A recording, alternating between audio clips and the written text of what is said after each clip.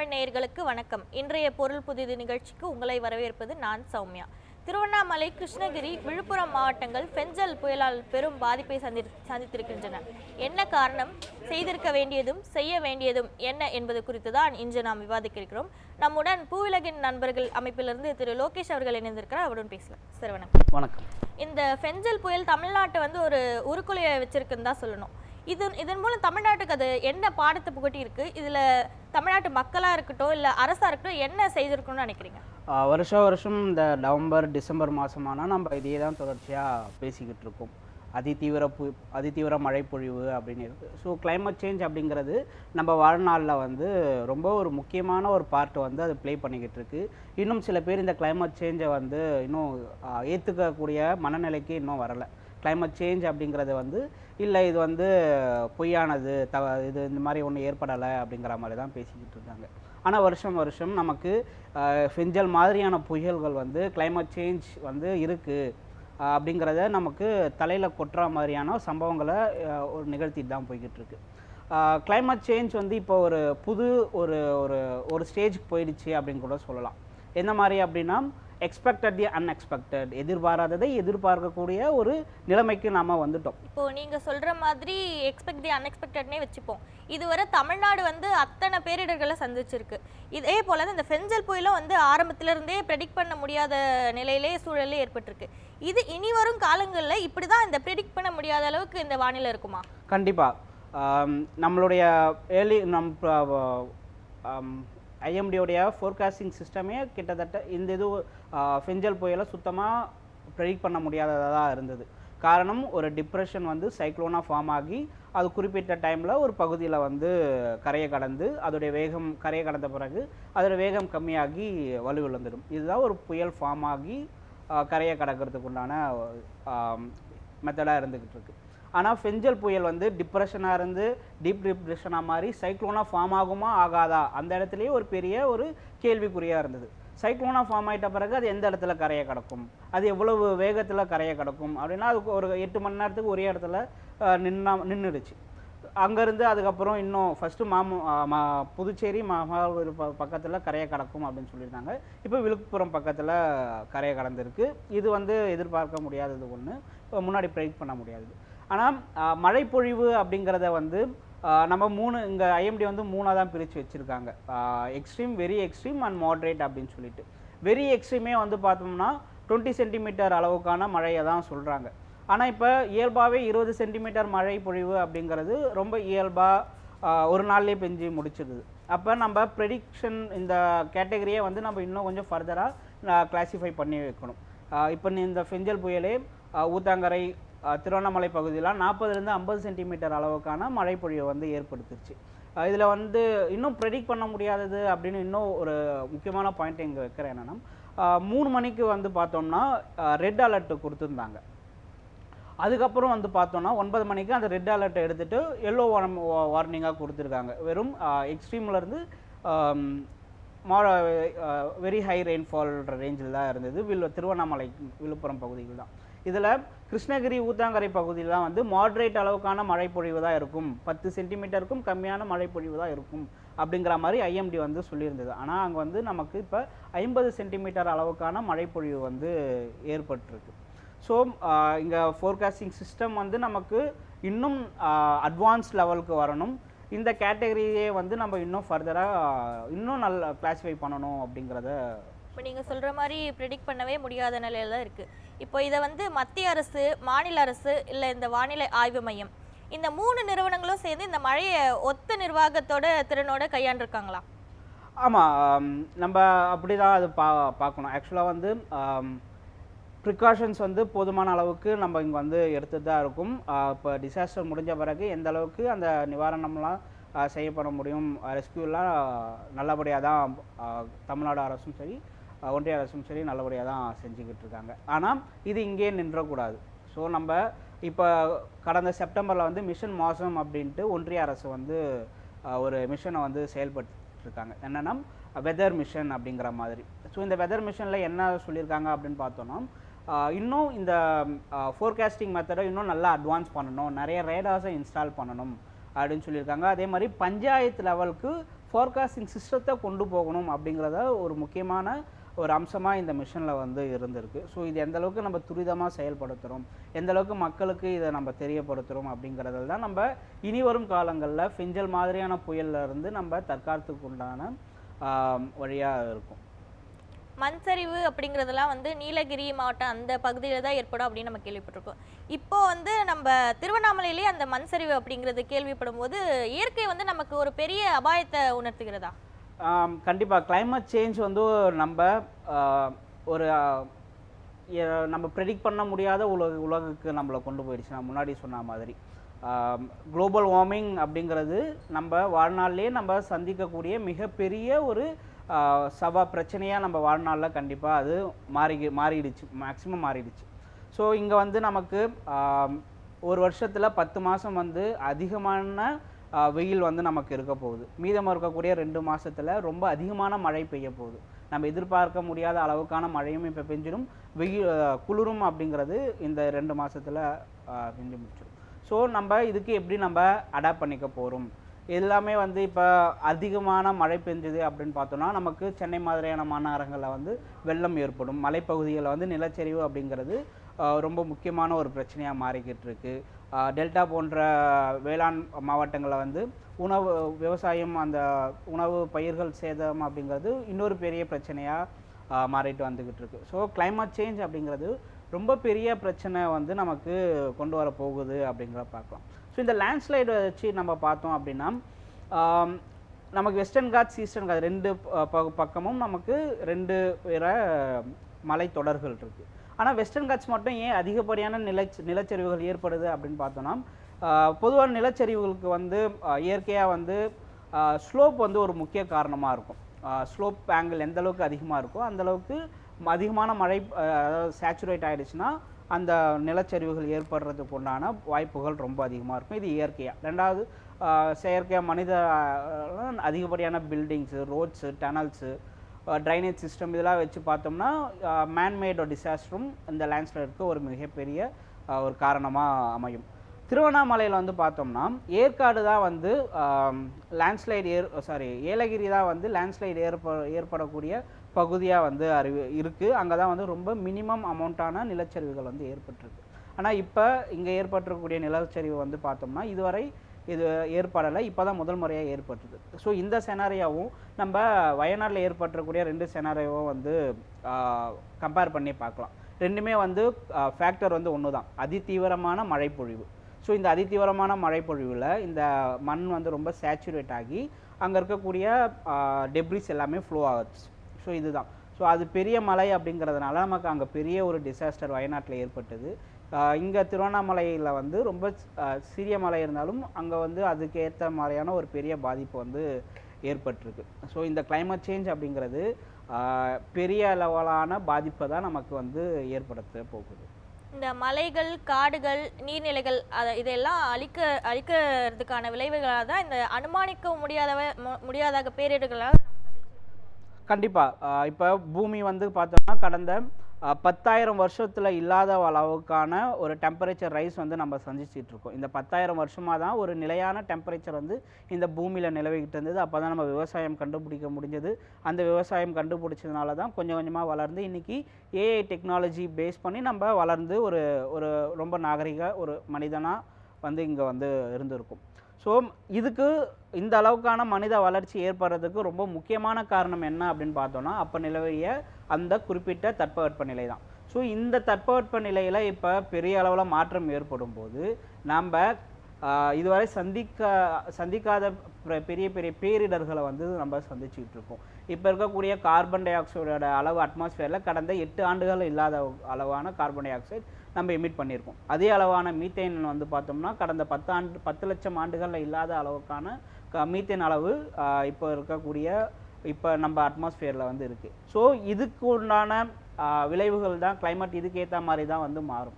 So அப்படி மாறும்போது அந்த ஒரு பிரச்சனையை அப்போ ஏற்படுற பேரிடர்களை நம்ம ஏற்படுமா அப்படிங்கிறது ஒரு பெரிய ஒரு பிரச்சனையாக இருக்குது. ரெண்டாவது, இப்போ இருக்கக்கூடிய பகுதியில் கடல் பகுதி ரொம்ப அதிக அளவான சூடாகி கொண்டுகிட்டு இருக்கு.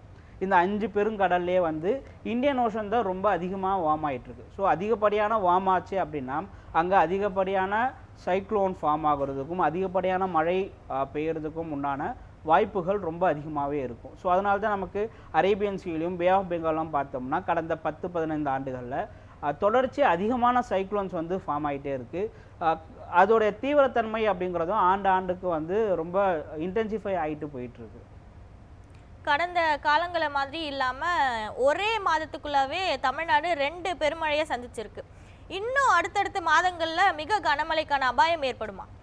நமக்கு மழை பொழிவு அப்படிங்கிறது நார்த் ஈஸ்ட் மான்சூன் டைம் தான். இந்த நார்த் ஈஸ்ட் மான்சூன் டைமை வந்து அக்டோபர் 1லேருந்து டிசம்பர் 31 வரை வச்சிருக்கிறது தான். ஸோ தமிழ்நாடு அதிகப்படியான மழைப்பொழிவு இந்த வடமேற்கு பருவ காற்றில் தான் பெறும். ஸோ இந்த 3 மாதம் அப்படிங்கிற செனாரியோ வந்து 3 மாதத்துக்கு பெய்ய வேண்டிய மழை வந்து நமக்கு ஆல்ரெடி அக்டோபர்லேயே வந்து பெஞ்சிடுச்சு. ஸோ இப்போ நவம்பர் டிசம்பரில் பெய்யறதுக்கு வந்து எக்ஸஸான மழையாக தான் இருக்குது. ஸோ இது வந்து ரொம்ப அதிகமாக பெஞ்சிடுது நமக்கு. ஸோ நீர்நிலைகள் ஏற்கனவே ஃபில் ஆகிடுச்சு. ஸோ இனிமேல் பெய்யக்கூடிய மழை அப்படிங்கிறது வந்து நமக்கு அது நகரங்களில் வந்து பெரும் வெள்ளங்களை தான் ஏற்படுத்த போகுது அப்படிங்கிற ஒரு பிரச்சனையும் நமக்கு இருக்குது. இந்த டிசம்பர்லேயும் இன்னொரு சைக்ளோன் உருவாகலாம். ஆனால் மழை சீசன் ஒன்றும் நமக்கு இன்னும் முடியல. டிசம்பர் 31 வரை இருக்குது. தொடர்ந்து பேசலாம் லோகேஷ். பொருள் புதிது நிகழ்ச்சி ஒரு சிறிய இடைவேளைக்கு பிறகு தொடர்ந்து இணைந்திருங்கள் நியூஸ் 7 தமிழோடு.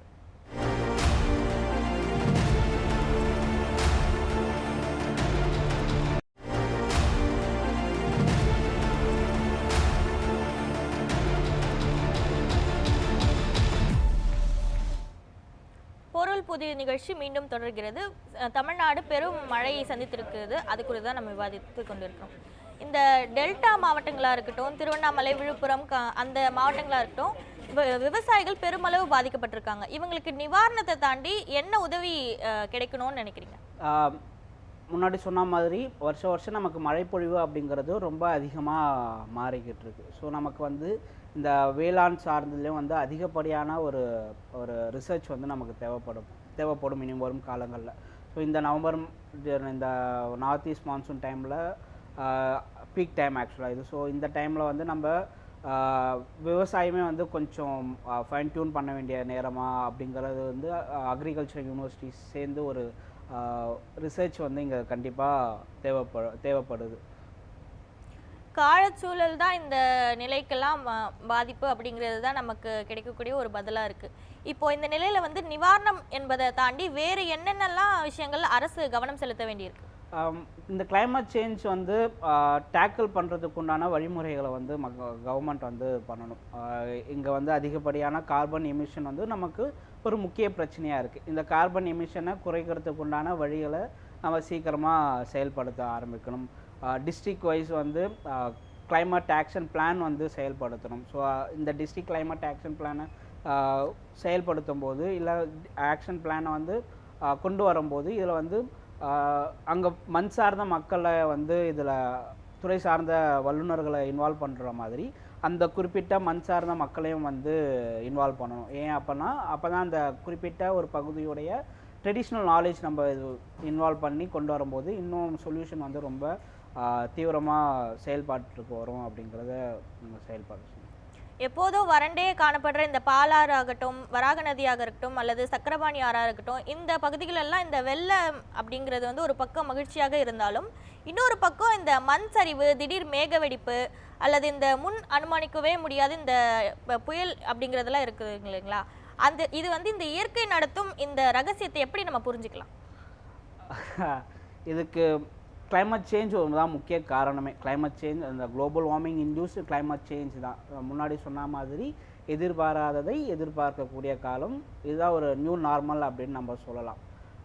நாங்கள் ஒரு மேகசினில் ஒரு தலைப்பை வச்சோம், இனி இயல்பு வாழ்க்கை என்பது பேரிடர்களுக்கு மத்தியில் தான். நம்ம இந்த நார்த் ஈஸ்ட் மான்சூன் டைமான புயல், வெள்ளம், நிலச்சரிவு அப்படின்னு பேசிக்கிட்டு இருக்கோம். மே மாதமானால் ஹீட் வேவ்ஸ் அப்படின்னு சொல்லி பேசிக்கிட்டு இருக்கோம். ஸோ நம்ம சீசன் ஏற்ற மாதிரி நம்மளும் நம்ம அந்த பெரிய பிரச்சனையை பற்றி தொடர்ந்து பேசிக்கிட்டே தான் இருக்கும். ஸோ இதுக்கு என்ன செயல் நம்ம செய்ய போகிறோம் அரசு என்ன இதை வந்து எப்படி செயல்படுத்த போகுது அப்படின்ட்டு. இது வந்து குறிப்பிட்ட ஒரு பகுதி சார்ந்த பிரச்சனை கிடையாது. இது சென்னைக்கானதோ, விழுப்புரத்துக்கானதோ, இல்லை கடலூர், திருவண்ணாமலை போன்ற பகுதிகளுக்கானதோ, இல்லை இந்தியாவுக்கானதோ மட்டும் இல்லை. இது உலகம் முழுக்க ஏற்படக்கூடிய ஒரு மிகப்பெரிய பிரச்சனையாக தான் இந்த காலநிலை மாற்றம் வந்து மாறிக்கிட்டு இருக்கு. ஸோ இது உலக நாடுகள் வந்து சேர்ந்து தான் ஒரு சொல்யூஷனை வந்து கொண்டு வரணும்.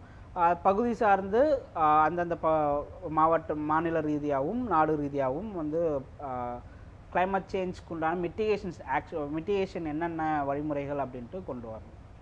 மழை வந்தாலே வந்து எல்லோருடைய பார்வையும் சென்னை நோக்கி மட்டும்தான் இருக்குது. இந்த ஃபெஞ்சல் புயலின் போது கூட சென்னை மையமாக வச்சு தான் எல்லாருடைய பார்வையும் இருந்தது. அப்படி இருக்கும்போது இந்த கனமழை எதிர்கொள்ள தேவையான நடவடிக்கை என்பது வந்து இந்த புயல் சார்ந்த பாதிக்கப்பட்ட நகரங்கள் எடுக்கலை அப்படின்னு நினைக்கிறீங்களா? இங்கே வந்து ஒரு பெரிய பிரச்சனை நம்மக்கிட்ட இருக்குது. சென்னை சார்ந்த பகுதியில் பாதிப்பு ஏற்படுத்துதுன்னா அதோடைய மீடியா கவரேஜாக இருக்கட்டும், அது சோஷியல் மீடியாவில் பேசணும்னா அது ரொம்ப பெரிய அளவில் இருக்குது. இதுவே மற்ற மாவட்டங்களில், உள் மாவட்டங்களையும் மற்ற மாவட்டங்கள்லையும் வந்து இந்த மாதிரி ஒரு பெரிய பிரச்சனை ஏற்படும் போது அது அந்தளவுக்கு மக்கள்கிட்டே போய் சேரலையோ அப்படிங்கிற மாதிரி ஒன்று இருக்குது. ஸோ இது வந்து இந்த ஒரு பயாஸ்டு இல்லாமல் முழு அளவில் எந்த மாவட்டத்திலையும் இந்த மாதிரியான ஒரு பெரிய பேரிடர் ஏற்படும் போது ஒரு முக்கியமான ஒரு அட்டென்ஷன் கொடுத்து மக்களை அவேர்னஸ் பண்ணுறதாலும் சரி, அவங்கள வந்து ரெஸ்கியூ பண்ணுறதாலும் சரி, சமமான ஒரு இது கொண்டு வரணும் அப்படின்ட்டு பார்க்குறேன். இவ்வளவு பெரிய இழப்பை வந்து தமிழ்நாடு சந்திச்சிருக்கும் போது கூட மத்திய அரசு வந்து ஒரு குழுவை இது வரைக்கும் நியமிக்கல. அப்படி இருக்கும்போது தமிழ்நாட்டுக்கு அவர்கள் வருவார்களா அப்படிங்கிற ஒரு சந்தேகமும் இங்கே இருக்குது. தமிழ்நாட்டுக்கு சந்திக்கும் இந்த இயற்கை பிரச்சனையில் மத்திய அரசு மெத்தனமாக இருக்குன்னு நம்ம புரிஞ்சுக்கலாமா? ப்ரீவியஸ் இயர்ஸ் வச்சு பார்த்தோம்னா அப்படி தான் இருக்குது. இன்னும் நமக்கு போன வருஷம் சென்னையிலும் தென் தமிழ்நாட்டில் மாவட்டங்கள்லையும் ஏற்பட்ட பெரிய பேரிடருக்கு இன்னும் சரியான நிவாரணமே நமக்கு வந்து இன்னும் சேரலை. இனி வரக்கூடிய ஆண்டுகளும் நமக்கு பெரிய ஒரு பேரிடர்கள் கொண்ட ஆண்டாக தான் இருக்க போகுது. ஸோ இது ஒன்றிய அரசு அந்த பார்ஷியாலிட்டி மென்டாலிட்டியோடு இல்லாமல் எல்லா மாநிலங்களுக்கும் சரியான ஒரு நிவாரணத்தை பகிர்ந்து அளிக்கணும். எவ்வளோ பிரச்சனை ஏற்படுது அதுக்குண்டான நிவாரணத்தை வந்து கண்டிப்பாக ஒன்றிய அரசு வந்து கொடுக்கணும். இவ்வளவு நிதி நெருக்கடியில் இருக்கிற இந்த தமிழ்நாட்டுக்கு வந்து மாநில அரசு கேட்கும் இந்த நிதியை வந்து மத்திய அரசு கொடுத்தாதான் இந்த பாதிப்பெல்லாம் சரிப்படுத்த முடியும் அப்படிங்கிற ஒரு நிலை இருக்கும்போது எப்போவுமே இந்த மத்திய அரசு நிதியை கொடுக்க வந்து யோசிக்கிறது ஏன்? இங்கே பாஜக அரசு வந்து இன்னும் தமிழ்நாடு மட்டும் கிடையாது, பாஜக வந்து ஆளாத மாநிலங்களில் இந்த ஒரு பார்ஷியாலிட்டியோட தான் இருந்துக்கிட்டு இருக்கு. இதே வந்து ஒரு பாஜக ஆளக்கூடிய மாநிலமாக இருந்தால் இந்நேரம் வந்து ஒட்டுமொத்த டீமே இங்கே வந்து இறங்கியிருக்கும். நிவாரணமும் வந்து பார்த்தோன்னா அந்தளவுக்கு அதிகமாரியாக வந்து கொடுத்து இருந்திருப்பாங்க. ஸோ இது வந்து அவர் மோடி வந்து நரேந்திர மோடி அவர்கள் வந்து எல்லாருக்குமான பிரதமர் தான். ஸோ அவருக்கு ஓட்டு போட்டாலும் சரி, அவருக்கு ஓட்டு போடாத மக்களுக்கும் அவர் பிரதமர் தான். ஸோ அவர் வந்து இந்த பார்ஷியாலிட்டி பார்க்காம இந்திய மக்கள் அப்படிங்கிற ஒரு ஒரு ஒரு ஒற்றுமையோ ஒரு கண்ணோட்டத்தையோ பார்த்து இந்த இடத்துல வந்து பார்ஷியாலிட்டி பார்க்குறாங்க அப்படின்னு நம்ம புரிஞ்சுக்கலாமா? கண்டிப்பாக அப்படி தானே இருக்குது. நம்ம எதுவும் பொதுவாக சொல்லலை. கடந்த ஆண்டுகளில் வச்சு தான் நம்ம இன்னும் பேசிக்கிட்டு இருக்கோம். இன்னும் வயநாட்டுக்கும் இன்னும் சரியான ரிலீஃப் ஃபண்ட் நிவாரணமும் போய் சேரலை. ஸோ ஏன்னா அங்கே பாஜக இன்னும் ஆளலை. ஸோ இதுதான் ஒரு பிரச்சனை நம்ம வந்து பார்த்துக்கிட்டோம். இதுவே வந்து பாஜக ஆளக்கூடிய மாநிலமாக இருந்தால் அங்கே நிவாரணம் அப்படிங்கிறது போய் சேர்ந்து தானே இருக்குது. தனியார் வானிலை ஆராய்ச்சியாளர்கள் காட்டிய ஆர்வம் கூட அரசு வானிலை அதிகாரிகள் காட்டவில்லை அப்படின்ற ஒரு விமர்சனம் எழுது இல்லைங்களா? இதற்கு காரணம் என்னவா இருக்குது? ஸோ கவர்மெண்ட்டுக்கு சில set of rules and regulations இருக்குது. ஸோ அவங்க வந்து குறிப்பிட்ட டைமுக்கு மட்டும்தான் இந்த அலர்ட்டை வந்து கொடுப்பாங்க. காலையில் 9 மணி, மதியத்தில் 3 மணி, நைட்டு அப்படின்னு சொல்லிட்டு இருப்பாங்க. இது வந்து ப்ரைவேட் வெதர் பிளாகர்ஸ்க்கு அந்த பிரச்சனை கிடையாது. ஸோ தே கேன் ஈஸிலி எந்தெந்த டைமில் சொல்ல முடியுமோ அவங்க வந்து சொல்லிடுவாங்க. ஆனால் நம்ம எந்த அளவுக்கு இவங்க ப்ரெடிக்ட் பண்ணது கரெக்டாக இருக்குது அப்படின்றது தான் நாம் பார்க்கணும். இங்கே வந்து இவங்க இப்போ இந்த ஃபெஞ்சல் புயல் ஏற்பட்ட மழையை வந்து பார்த்தோம்னா ப்ரெடிக்டே எங்களால் எவ்வளோ மழை பொழியும் அப்படின்ட்டு ப்ரெடிக்ட் பண்ண முடியல அப்படின்னு தான் சொல்கிறாங்க. ஃபெஞ்சலுக்கும் அப்படி தான் சொன்னாங்க. போன மாதம் ஒரு டீப் டிப்ரெஷன் ஃபார்ம் ஆகி ஆந்திராவுக்கு போயிடுச்சு. ஆக்சுவலாக சென்னைக்கு வர வேண்டியதாக இருந்தது, ஆந்திரா பக்கமாக நகர்ந்து போயிடுச்சு. அப்பயும் எவ்வளோ மழைப்பொழிவு பெய்யும் சொல்ல முடியாது அப்படின்ட்டு அப்பயும் சொல்லியிருந்தாங்க. போன வருஷம் கன்னியாகுமரி, தூத்துக்குடி, திருநெல்வேலி பகுதியில் ஏற்பட்ட மழை பொழிவும் அப்படி தான் சொன்னாங்க. எவ்வளோ மழைப்பொழிவு ஏற்படும்னு எங்களால் கணிக்க முடியல அப்படின்னு. ஸோ இங்கே கணிக்க முடியாத அளவுக்கான மழைப்பொழிவு ஏற்படுறது அப்படிங்கிறத நாம் முதல்ல புரிஞ்சுக்கணும். ஸோ அப்போ தான் வந்து நம்ம சரியான ப்ரிகாஷன்ஸ் ஆக்டை வந்து நம்ம செயல்படுத்த முடியும். இப்போ இந்தியாவை அப்படின்னு பார்த்தோம்னா டெல்லியில் வந்து பார்க்குறோம் இல்லையா, காற்று மாசு அப்படிங்கிறதும், தமிழ்நாட்டில் பொறுத்த வரைக்கும் இப்போ புதுசாக இந்த வைகை வந்து மாசடைகிறதையும் நம்ம வந்து பார்த்துட்ருக்கோம். இந்த காலச்சூழல் வந்து இதே நிலையில் நீடிச்சா மக்கள் எந்த அளவுக்கு பாதிப்பை சந்திக்க நேரிடும்? சென்னை தமிழ்நாட்டை பொறுத்தவரை பார்த்தோம்னா நமக்கு பொல்யூஷன் ஒரு மிகப்பெரிய பிரச்சனை ஒரு பக்கம் இருக்குது. வட சென்னையில் வந்து இருக்கக்கூடிய இந்த பெரிய அந்த ரெட் கேட்டகரி இண்டஸ்ட்ரீஸ் வந்து வட சென்னை மக்களுக்கு ஒரு பெரிய அவங்களுடைய லைஃப் லாங் வாழ்நாளே பெரிய பிரச்சனை வந்து அவங்களுக்கு வந்து ஏற்படுத்துச்சு. ஸோ நம்ம தமிழ்நாட்டில் ஒவ்வொரு மாவட்டத்தை எடுத்து பார்த்தோம்னா ஒவ்வொரு பிரச்சனை வந்து இருந்துக்கிட்டு இருக்கு. ஸோ இந்த பிரச்சனைகளை ஒரு பக்கம் பொல்யூஷன் ஒரு மிகப்பெரிய பிரச்சனை நம்ம மாறிக்கிட்டு இருந்தாலும், கிளைமேட் சேஞ்ச் இந்த காலநிலை மாற்றம் ஏற்படுத்தக்கூடிய பிரச்சனை ஒரு பெரிய தாக்கத்தை வந்து ஏற்படுத்துது. இது ஒன்றா சேரும்போது ஒரு பெரிய டிசாஸ்டர் வந்து உருவாகுது. ஃபார் எக்ஸாம்பிள் நம்ம வயநாட்டில் பார்த்த அங்கே வந்து ரொம்ப அதிகமான ஒரு பெரிய பெரிய பெரிய கட்டிடங்கள் வந்து ஏற்படுற ஒரு பெரிய ஒரு பிரச்சனையாக அங்கே இருந்துக்கிட்டு இருந்தது. இந்த மாதிரி கிளைமேட் சேஞ்ச்னால மழை அதிகமான மழைப்பொழிவு ஏற்படும் போது அங்கே பெரிய லேண்ட்ஸ்லைடு வந்து ஒரு பெரிய ஒரு பிரச்சனையாக ஒரு பெரிய டிசாஸ்டராக வந்து மாறிடுச்சு.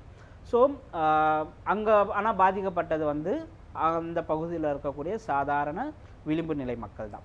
ஸோ இங்கே பிரச்சனை பண்ணுறது யாராவது ஒருத்தர் இருந்தாலும் பாதிக்கப்பட போகுது கடைசியில் விளிம்பு நிலை மக்களாக தான் இருந்துக்கிட்டு இருக்காங்க. ஸோ இது எல்லாமே சேர்த்து நம்ம கவனத்தில் கொள்ளணும். இந்த மிட்டிகேஷன் பிளான் கொண்டு வரும்போது இதெல்லாம் கண்டிப்பாக நம்ம பாயிண்ட்ஸ் டு ரிமெம்பர். இப்படி இருக்கும்போது மக்களாக இருக்கட்டும், அரசாக இருக்கட்டும், எல்லாமே சேர்ந்து வந்து ஒரு பொது மனசோடைய எல்லாமே மேற்கொள்ளணும் அப்படிங்கிறது தான் நம்ம இதில் இருந்து புரிஞ்சிக்க வேண்டியதாக இருக்குது. இணைப்பில் இணைந்து கருத்துக்களை பதிவு பண்ணவுக்கு நன்றி திரு லோகேஷ். பொருள் புதிய நிகழ்ச்சி இத்துடன் நிறைவு பெறுகிறது. அண்மை செய்திகளுக்காக இணைந்திருங்கள் நியூஸ் 7 தமிழோடு.